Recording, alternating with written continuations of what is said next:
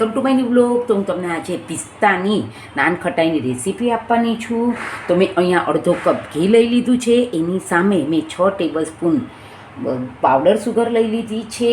પછી આ wheat flower 1/3 cup લઈ લીધો છે. મેંદો મેં 5 ટેબલ સ્પૂન લઈ લીધો છે. બેકિંગ પાવડર 2 પિંચ જેટલો જ મેં લીધો છે. સૂજી 1 ટેબલ સ્પૂન લઈ લીધું છે. આ મેં કેસરનું સિરપ લઈ લીધું છે. આ 1/3 કપ મેં બેસન લઈ લીધો છે. આ ઇલાયચી પાવડર લઈ લીધો છે. અને આ મેં થોડુંક એવું એટલે 2 ટેબલ સ્પૂન જેટલો મેં પિસ્તાને ક્રશ કરીને લઈ લીધું છે.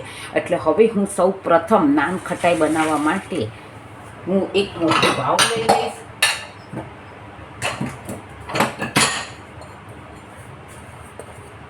અને એમાં હું આ ઘી મેં જે મારે થોડું ઘરનું જ ઘી પ્યોર ઘી છે, પણ મેં એને ફ્રીઝરમાં મૂકી દીધેલું.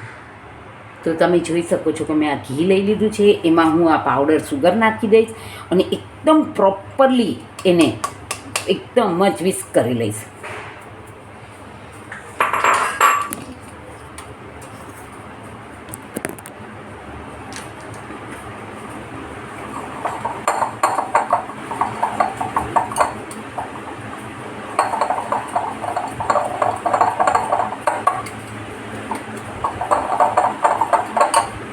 શકો છો કે આપણું એકદમ સરસ મલાઈ જેવું એને મેં વિસ્ક કરી લીધું છે.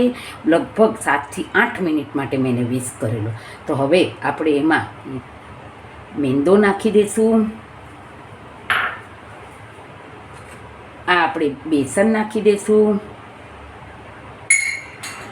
આ ઘઉંનો લોટ નાખી દઈશું આપણે એમાં. રવો, આ 2 પિંચ જેટલો બેકિંગ મેં પાવડર લીધો છે. આ એલચીનો ભૂક્કો છે. આ કેસરનું સિરપ છે.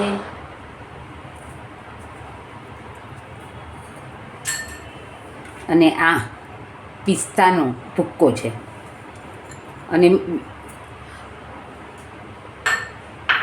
અને હું ઓવનને 160 ડિગ્રી પર 10 મિનિટ માટે એને બેક કરવા માટે ચાલુ કરી દઈશ, પ્રીહીટ કરવા.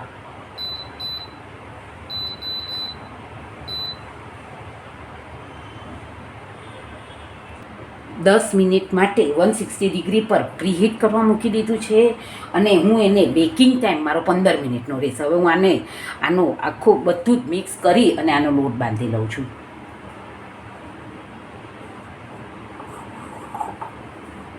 શકો છો કે આપણો સરસ લોટ બંધાઈ ગયો છે. હવે મેં આને ઘીથી ગ્રીસ કરી લીધું છે. તો હું આમાં નાન ખટાઈ એક સરખી વાળી અને તૈયાર કરીને તમને દેખાડું. તો તમે જોઈ શકો છો કે આપણી બધી જ નાન ખટાઈ વળાઈને તૈયાર થઈ ગઈ છે. હવે હું આને બદામની કતરણથી એની પર ગાર્નિશિંગ કરીશ. ને પછી એને 15 મિનિટ માટે 160 ડિગ્રી પર પ્રી હીટેડ 10 મિનિટ માટે ઓવન જે મૂકેલું એની પર 15 મિનિટ માટે એને બેક થવા દઈશ. તો તમે જોઈ શકો છો કે આપણે આ મેં બદામથી એને ગાર્નિશિંગ કરી દીધી છે. અને આપણું ઓવન પણ હમણાં 2 જ મિનિટમાં પ્રી હીટ થઈ જશે. એટલે એને પછી 15 મિનિટ માટે હું બેક કરીને તમને દેખાડીશ. તો મેં નાન ખટાઈ 15 મિનિટ માટે બેક કરવા માટે મૂકી દીધી છે. હવે તમને બેક કરી અને પછી તમને દેખાડું. તો તમે જોઈ શકો છો કે આપણી આ નાન ખટાઈ બહુ જ સરસ તૈયાર થઈ ગઈ છે. અને હું આને ઠરવા દઈશ. અને ઠરી જશે પછી તમને આ બોક્સમાં મેં આ બોક્સ તૈયાર રાખ્યું છે. તો હું તમને આમાં ડેકોરેશન કરીને દેખાડીશ. તો તમે જોઈ શકો છો કે આપણી આ નાન ખટાઈ બહુ જ સરસ તૈયાર થઈ ગઈ છે. તમે આને ઘરે જરૂરથી ટ્રાય કરજો. ને મારી નવી રેસીપી જોવા માટે મારી ચેનલને લાઇક કરજો, શેર કરજો, સબસ્ક્રાઈબ કરજો. See you tomorrow from Vaishnav food blog by Dipti Chetalya Sanghvi.